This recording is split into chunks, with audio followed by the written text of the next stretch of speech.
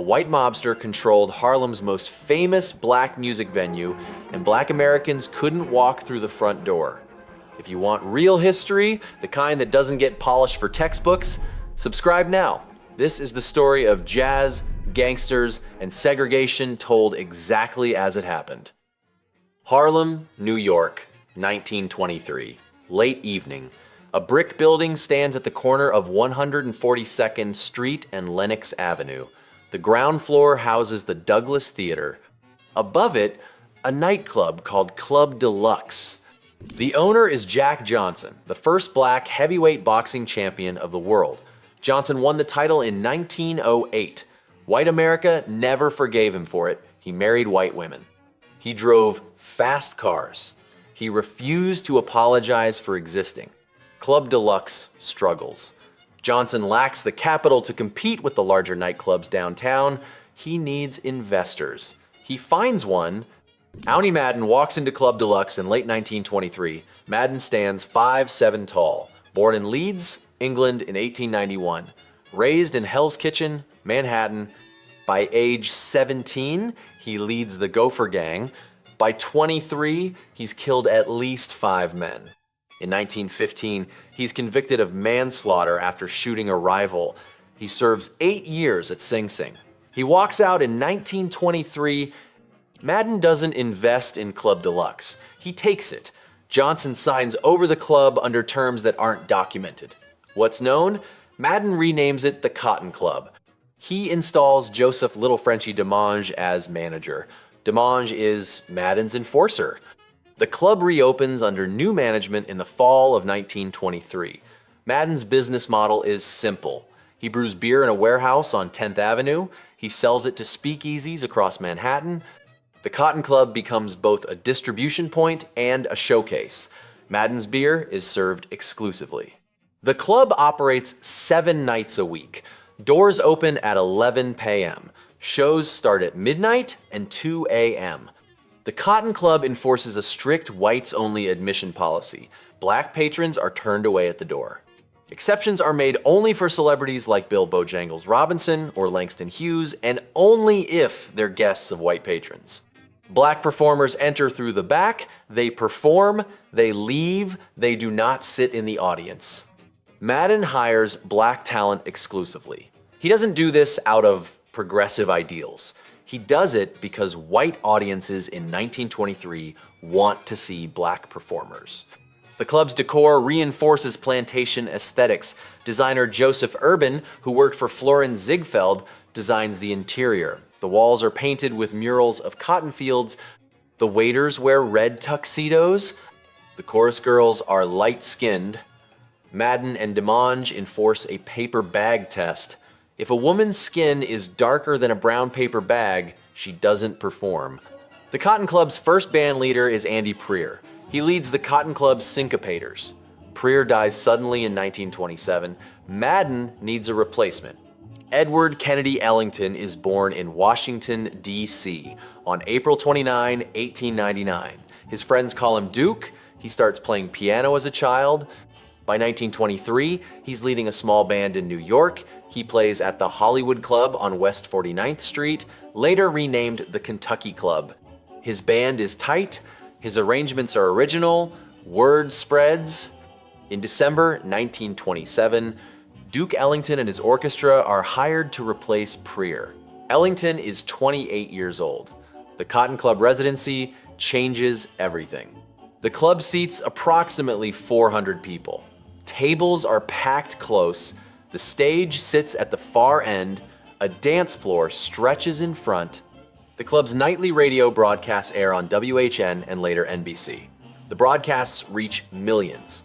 Ellington's music goes national. Ellington composes nightly. His band includes trumpeter Bubber Miley, trombonist Joe Tricky Sam Nanton, clarinetist Barney Biggard, and saxophonist Harry Carney. Miley and Nanton pioneer the growl style, muted brass that mimics the human voice. Ellington writes around their sounds. He composes Black and Tan Fantasy, Mood Indigo, and Creole Love Call during his Cotton Club years. The shows follow a strict format. 2 performances nightly, each runs approximately 90 minutes. The reviews change seasonally. Titles include Blackbirds of 1928, Hot Chocolates, and Jig a Minute. The shows feature chorus lines, comedy sketches, and production numbers. Every review includes a jungle number, a racially coded performance designed to evoke primitive Africa for white audiences. Ellington writes the music. He doesn't write the concepts. Madden runs the club like a military operation. No fights, no loud drunks, no unpaid tabs. Madden employs armed men at the door. They carry Thompson submachine guns in violin cases. If trouble starts, it ends quickly. Patrons include movie stars, politicians, and rival gangsters. Charlie Chaplin visits, Mae West visits, Mayor Jimmy Walker visits regularly, mobster Dutch Schultz sits at the bar. No one causes problems at Madden's club. The stock market crashes on October 29, 1929. The Great Depression begins. Harlem nightlife doesn't collapse immediately, but money tightens. The Cotton Club survives. Madden's beer operation keeps it afloat. Ellington's broadcasts keep the crowds coming. The reviews get bigger, more extravagant. Madden invests in spectacle. Prohibition ends on December 5, 1933. The repeal of the 18th Amendment eliminates Madden's monopoly on illegal alcohol. Every restaurant and club can now serve beer and liquor legally. Madden's advantage disappears. The Cotton Club's edge vanishes overnight. Ellington leaves the Cotton Club in 1931. He spent 4 years there. He's now a national star. He tours the country. His absence creates a gap. Madden needs another headliner. Calloway III is born in Rochester, New York on December 25, 1907. He grows up in Baltimore. He starts singing in clubs as a teenager. By 1930, he's fronting the Missourians, a jazz orchestra. He renames the band Calloway and his orchestra. They play the Savoy Ballroom. Madden hears about him. Calloway takes the Cotton Club stage in 1931. He's 23 years old. Tall, energetic, he wears white tails and wields a baton like a weapon. His signature song is Minnie the Moocher. The lyrics reference cocaine and opium. The chorus is a call and response scat routine. Heidi, Heidi, Heidi ho, audiences shout it back. Calloway's performances are physical. He dances, he slides across the stage, he spins. His orchestra plays hot jazz, fast tempos, syncopated rhythms, blaring brass. Calloway's residency lasts from 1931 to 1934. He records prolifically. His songs include Reefer Man, Kicking the Gong Around, and The Lady with the Fan. The drug references are thinly veiled, the songs are hits. The Cotton Club's revues grow more extravagant under Calloway's tenure. Madden hires choreographer Clarence Robinson. Robinson designs production numbers featuring acrobats, tap dancers, and elaborate costumes. The chorus line expands, the shows run longer, the club's reputation grows. The club's roster includes other major acts. Fletcher Henderson and his orchestra perform regularly. Henderson is a trained chemist and an innovative arranger. His work influences swing music. Ethel Waters performs at the Cotton Club in the early 1930s. She sings Stormy Weather in the 1933 review of the same name. The song becomes a standard. Waters is one of the few performers allowed to sit in the audience after her set, a rare exception to the club's segregation rules. The club's chorus line produces future stars. Lena Horne joins the Cotton Club chorus in 1933 at age 16. She's light-skinned enough to pass the paper bag test. She sings occasionally. She dances. She watches. By 1935, she's performing solo. The Dandridge sisters, Vivian, Etta, and Dorothy, perform at the Cotton Club in the mid-1930s. Dorothy Dandridge later becomes a film star. The Nicholas brothers, Fired and Harold, perform acrobatic tap routines that defy physics. They leap over each other. They land in splits. They smile the entire time. The Nicholas brothers' routine to Calloway's Jump and Jive is filmed in 1943 for the movie Stormy Weather. The performance is 4 minutes long. The brothers tap down a staircase, leap over each other repeatedly, and land in full splits without using their hands. They don't rehearse it, they do it in one take. Fred Astaire later calls it the greatest dance number ever filmed. The Cotton Club moves in February 1936. Rising crime in Harlem and increased competition force Madden's hand. The Savoy Ballroom allows integrated audiences. Small's Paradise and Connie's Inn compete for bookings. The original Cotton Club at 142nd Street and Lenox Avenue closes. Madden reopens the Cotton Club on Broadway at 48th Street in the heart of the theater district. The new location is larger. It seats approximately 700 patrons. The stage is bigger. The decor replicates the original cotton field murals, log cabin entrance, plantation aesthetics. The segregation policy continues. The Broadway Cotton Club opens with a revue starring Bill Bojangles Robinson and Calloway. The shows follow the same format, 2 performances nightly, production numbers, jungle-themed sequences. The new location attracts a different crowd, more tourists, fewer regulars. The intimacy of the Harlem Club is gone.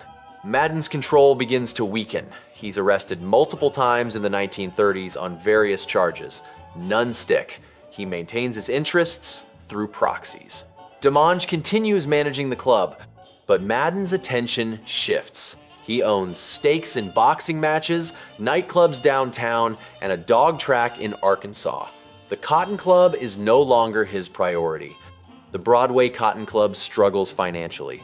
Operating costs are higher, competition increases, the novelty of the Cotton Club wears off. The club books major acts, Jimmy Lunsford and his orchestra, Teddy Hill, Willie Bryant, but attendance drops. Madden invests less, the revues become cheaper, the talent pool thins. The final Cotton Club revue opens in June 1940. The headliners are the Dandridge Sisters and comedian Dusty Fletcher. The show runs through the summer. Attendance is weak. On June 10, 1940, the Cotton Club closes its doors permanently. No announcement, no final performance celebration, the club simply stops operating. Madden leaves New York in 1935. He moves to Hot Springs, Arkansas, a spa town with a thriving illegal gambling scene. He owns the Hotel Arkansas. He runs casinos. He lives quietly. He dies in Hot Springs on April 24, 1965 at age 73. He's never convicted of another crime after his 1915 manslaughter sentence. DeMange remains in New York. He's arrested multiple times for assault and racketeering. He dies in 1975. The original Cotton Club building at 142nd Street and Lenox Avenue is demolished in 1989.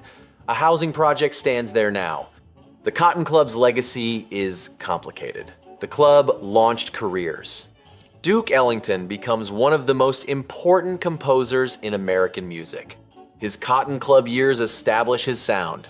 Mood Indigo, Sophisticated Lady, Solitude, compositions that define jazz are rooted in his Cotton Club period. He tours internationally, he composes for film and theater, he receives the Presidential Medal of Freedom in 1969, he dies in 1974. Cab Calloway remains a headliner for decades. He appears in films, Broadway shows, and television.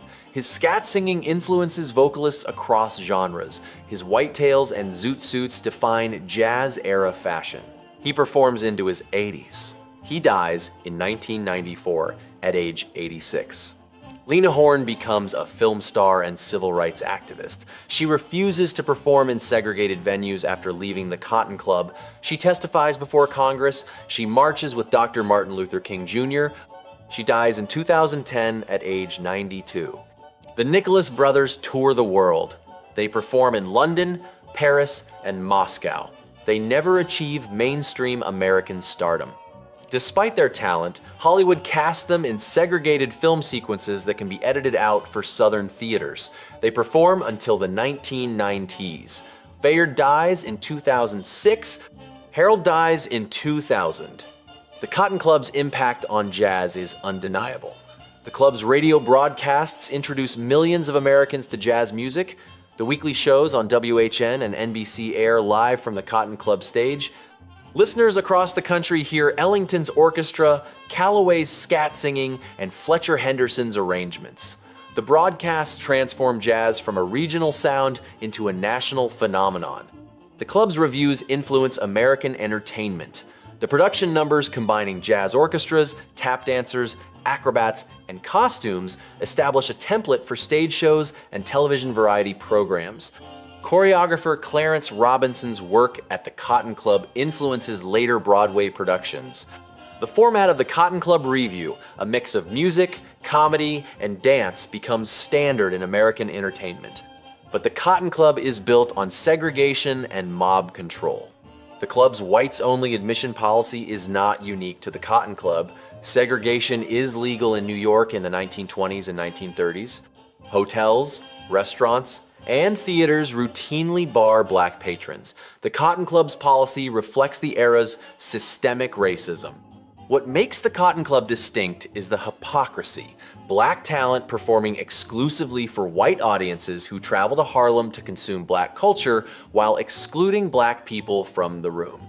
The club's plantation decor reinforces racial hierarchies. Joseph Urban's Cottonfield murals, the log cabin entrance, and the light skin only chorus line are deliberate choices. The jungle numbers in the revues depict African Americans as exotic, primitive, and sexually available. These representations aren't accidental. They're designed to titillate white audiences while reinforcing stereotypes. Madden's ownership adds another layer. The Cotton Club isn't black-owned. It's owned by a white gangster who controls the distribution of illegal alcohol. Madden profits from black talent while denying black audiences access. The club's success enriches Madden, not the Harlem community. The performers are paid. Ellington and Calloway earn well, but the profits flow to Madden and his associates. The end of Prohibition removes Madden's advantage. When the 18th Amendment is repealed, Madden loses his monopoly. Other clubs can serve alcohol legally. The Cotton Club's competitive edge disappears. The move to Broadway in 1936 is a reaction to this shift. Madden tries to rebrand the club for a downtown audience. It doesn't work. The Broadway Cotton Club lacks the authenticity, however problematic, of the Harlem original. The club's closure in 1940 is quiet. No public announcement, no final show. The doors simply close. The building is repurposed. The Cotton Club's physical presence vanishes. What remains is the music. The recordings made at the Cotton Club survive. Duke Ellington's 1930 performance of Old Man Blues in the film Check and Double Check captures his sound at the height of his Cotton Club residency. The growling trumpets, the tight arrangements, the swing rhythm, all rooted in his Cotton Club years. Cab Calloway's 1934 short film Idaho showcases his performance style. The energy, the scat singing, the physical movement, all honed at the Cotton Club. The Nicholas Brothers' 1943 performance in Stormy Weather is the culmination of skills developed during their Cotton Club appearances. The Cotton Club story is one of exploitation and opportunity. The club exploits black performers and reinforces segregation. It also provides a platform for black artists to reach national audiences. Ellington, Calloway, Horne, and the Nicholas Brothers use the Cotton Club as a springboard. They transcend the club's limitations. They build careers that outlast the venue. The Cotton Club closes in 1940. The music endures. Mood Indigo still plays. Minnie the Moocher still swings. The Nicholas Brothers' routine still astonishes. The Cotton Club is gone. The talent it showcased remains. By 1940, the Cotton Club is history. But the sound it created, hot jazz, tight arrangements, explosive performances, defines American music for decades. The club's segregation is indefensible. The mob ownership is corrupt. The performers transcend both. The doors closed, therefore, if you loved the thrill of how the mafia boss-owned club held black legends dance on their fingers, then you would love our film on how Bumpy Johnson, a black kid, rose to power and became the most notorious and powerful gang boss who eliminated everyone from Harlem, popped on the upper left of your screen.